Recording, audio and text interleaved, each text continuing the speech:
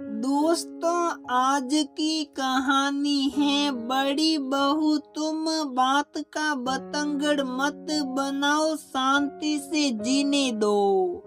दोस्तों, कहानी शुरू करने से पहले अगर आपने हमारे चैनल को सब्सक्राइब नहीं किया है तो सब्सक्राइब कर लीजिए ताकि आपके पास पहुंचे हर नया वीडियो। सुबह उठकर लीना ने खिड़की का पर्दा हटाया तो धूप की किरणें उसके कमरे में फैल गई और उसकी प्रखर किरणों की रोशनियों से उसका कमरा जगमगा गया। ऐसा लगा मानो उसकी खोई हुई खुशियां लौट आई हैं। कहते हैं ना कि आपके विचारों से आपका व्यक्तित्व प्रभावित होता है। जब रात में लीना तनाव मुक्त होकर सुकून की नींद सोई तब सुबह की धूप उसे खुशनुमा लग रही थी। वह संयुक्त परिवार में रहती थी, घर की सबसे छोटी बहू थी। छोटे बड़े सदस्यों से परिपूर्ण उसका परिवार खुशहाल था, पर अंदर ही अंदर बहुत सी ऐसी बातें होती रहती, लगता सह और मात का खेल चल रहा हो। लीना इन सब से बहुत परेशान हो जाती। वह तो घर की छोटी बहू थी, सब कुछ देखती और सुनती, पर कुछ नहीं कहती। वैसे भी छोटी बहू को बड़ों के बीच अपना पक्ष रखने का भी अधिकार नहीं था। वह ऑब्जर्वर बनकर सभी घटनाओं को देखती, मन ही मन आकलन करती और तर्क करती। इस तरह घर के सब सदस्यों को वह भली भांति जान गई थी। फिर भी उनके बुरे बर्ताव से वह आहत हो जाती। उसकी जेठानी अपनी गलतियों को छुपाने के लिए हमेशा उसमें गलतियां निकालती रहती। कभी कहती, तुम्हें तो ठीक से खाना खाने भी नहीं आता है, मुंह बंद कर। धीरे धीरे खाना चबाती हो। कभी कहती, तुम्हें लोगों से न बात करना आता है, न लोगों के सामने उठना बैठना। वह जेठानी की फालतू की बकबक पर ध्यान नहीं देती और अपना काम करती रहती। एक दिन उसकी बुआ उससे मिलने उसके ससुराल आई और घर की औरतों के सामने उसकी तारीफों के पुल बांधते हुए बोली, हमने आपको सुंदर और गुणवंती बेटी दी है। वह जितनी पढ़ने में सुगड़ रही है उतनी ही अन्य कामों में दक्ष भी रही है। देखिए, आपका इतना बड़ा परिवार है और यहाँ भी आकर आप लोगों में ऐसी घुल मिल गई जैसे दूध में शक्कर। आप लोग किस्मत वाले हो जिसे इस जमाने में भी ऐसी प्यारी बहू मिली। बुआ की हाँ में हाँ मिलाते हुए उसकी सासू माँ ने भी कह दिया, हाँ, हमारी बहू एक पढ़ी लिखी सुगढ़ गृहिणी है, बड़ों का सम्मान भी करती है और छोटों के साथ भी प्यार से पेश आती है। बुआ तो चली गई। उसके बाद जेठानी ने घर में हंगामा मचा दिया। वह गुस्से में उबलते हुए बोलने लगी, हाँ हाँ, सिर्फ वही तो है एक सुगड़ गृहिणी। मैं तो सबसे बुरी हूँ, सिर्फ वही बड़ों का सम्मान करती है।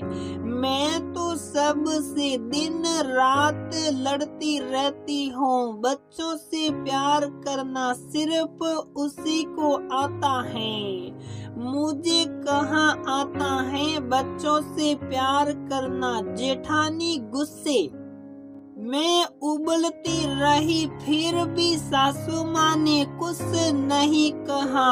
उनकी चुप्पी से जेठानी का गुस्सा सातवें आसमान पर चढ़ गया और वह अपना सारा गुस्सा लीना पर उतारने लगी। बात का बतंगड़ न बने इसलिए सब लोग चुप रहे, पर जेठानी की कटु बातों से लीना को बहुत दुख हुआ। वह सोच सोच कर रो रही थी कि आज जो भी हुआ उसमें उसका क्या कसूर था। क्यों उसकी अच्छाई पर जेठानी की बुराई हावी हो रही है, क्योंकि अच्छाई चुप साप सारा तमाशा देखती रह जाती है। जब भी कोई उसकी प्रशंसा कर देता, जेठानी ऐसा ही हंगामा मचा देती। जेठानी चाहती थी कि सब लोग उसकी प्रशंसा करें, जबकि बात बात में लोगों को ताने देती रहती। बड़ों से हर बात मनवाने की जिद करने में भी पीछे नहीं रहती। हालांकि बड़ों की सेवा करने में भी वह पीछे नहीं रहती, पर मुंहफट होने के कारण किसी के दिल में खास जगह नहीं बना पाई थी। पीठ पीछे लोग उन्हें बुरा भला कहते नहीं थकते। ये बात उन्हें पता थी, इसलिए लीना को भी बदनाम करने में कसर नहीं छोड़ती। आज लीना की प्रशंसा सुन जल भून गई और घर में हंगामा मचा दी। लीना किचन में काम करने गई, तब भी यही सब बातें उसके दिमाग में चलने लगी। जेठानी किचन में आकर बड़ करने लगी, तब लीना से रहा नहीं गया और उसने गुस्से में तमाते हुए कहा, आप बहुत बोल चुकी, अब चुप हो जाइए। आप सिर्फ मेरा नहीं, घर के सभी बड़ों का अपमान कर रही हैं। कोई आपको कुछ नहीं बोल रहा तो क्या आप सबको कुछ से कुछ बोल कर दिल दुखाती रहेगी। आपके इसी स्वभाव के कारण सब आपसे खपा रहते हैं। आप सच्चाई को स्वीकार कर लीजिए, अन्यथा यही आपके लिए बहुत बुरा साबित होगा। जेठानी लीना की बात सुनकर तमा गई और चिल्लाते हुए बोली, तुम छोटी हो और मुझे समझाने चली हो। लीना ने कहा, जब आप अपनी सीमा लांघ रही हैं तो मुझे भी सीमा लांघना पड़ा। ससुर जी, जेठ और पति देव भी वहां आ गए। ससुर जी ने कहा, छोटी बहू सही कह रही है, तुमने अपनी सीमा लांघी तो उसे भी ऐसा करना पड़ा। बड़े जब अपनी मर्यादा भूल जाए तब छोटे को उसका विरोध जरूर करना चाहिए। मैं सब सुन रहा हूँ। बड़ी बहू तुम बात का बतंगड़ बना रही हो। अब शांत रहो और घर में सबको सुकून से रहने दो। लीना ने गलत बात का विरोध किया तो बड़ों का भी साथ मिला। जेठानी की बोलती ही बंद हो गई। अन्याय सहते सहते लीना भी तंग आ चुकी थी। सही समय पर सही बात बोलना जरूरी होता है। लीना का दिमाग शांत हो गया। उसका तनाव, उसकी घुटन खत्म हो चुकी थी।